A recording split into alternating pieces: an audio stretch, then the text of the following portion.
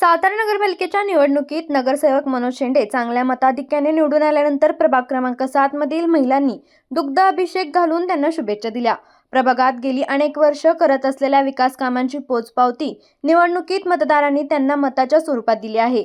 या दरम्यान नगरसेवक मनोज शेंडे थोडे भावनिक देखील झाले होते।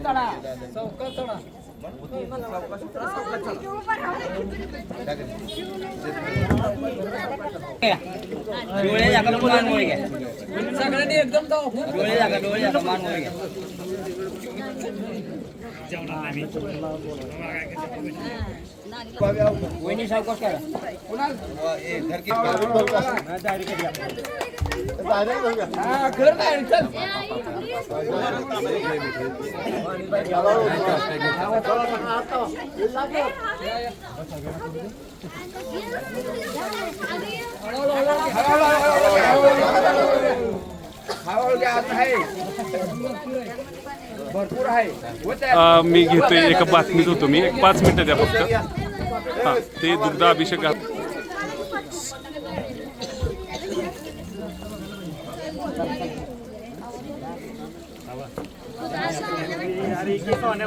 लागल व्यवस्थित।